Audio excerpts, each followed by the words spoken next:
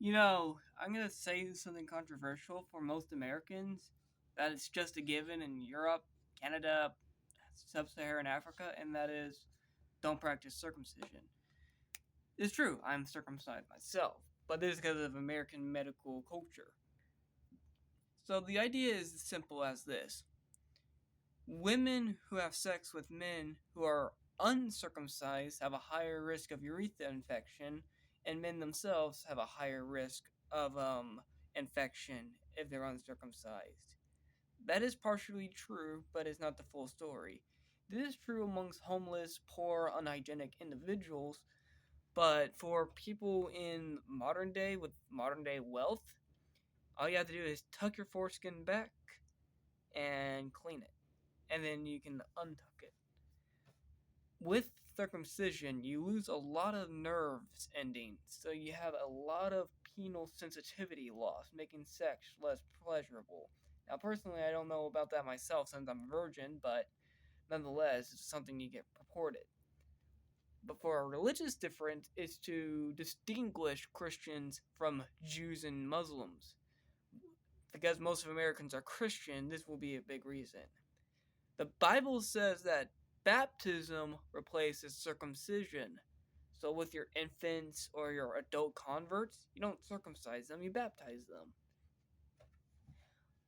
Muslims practice circumcision because Muhammad said so, and Jews practice circumcision because Moses said so. Muhammad and Moses.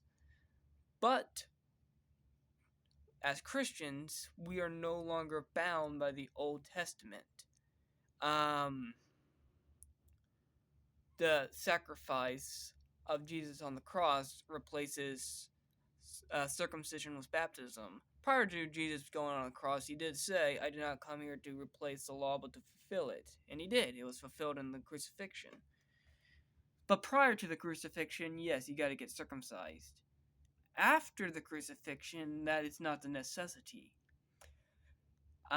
Since we are covenantally assigned to the New Testament, we should practice baptism because we just need one assurance of grace. Salvation is by faith through grace. Catholics and Orthodox will make it more complex, but I mean, other than what Catholics and Orthodox say, it's by faith, belief, through grace, which is usually interpreted as baptism or the Lord's Supper. Though if you're a Baptist, you think grace is just good thoughts.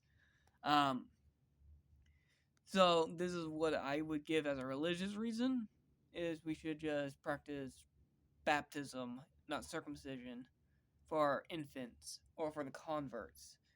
I mean, we already baptize, so why not just make that as a religious statement?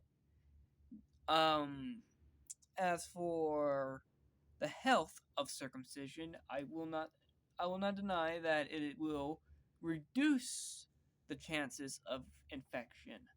But nonetheless, I mean, look at modern day Europe.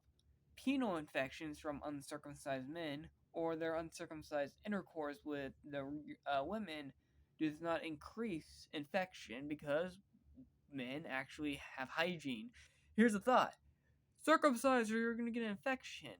People will say that. Don't ever think about the men who just get soap and wash their dicks. So, I mean, will I circumcise my children?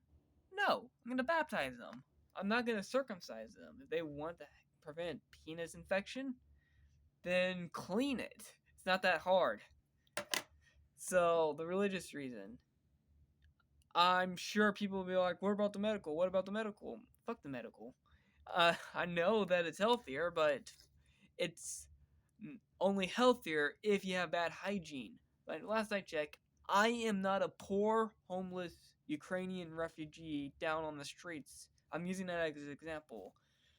Ukrainians are uncircumcised by and large. Only like 5% of their population is circumcised. So sure, a unhygienic, dirty Ukrainian man might get penile infection because he's uncircumcised. But I'm not a refugee living in the dunk sewers. I live in a house and I have soap. So I am circumcised, not uncircumcised. But if I was uncircumcised, here's what I would do.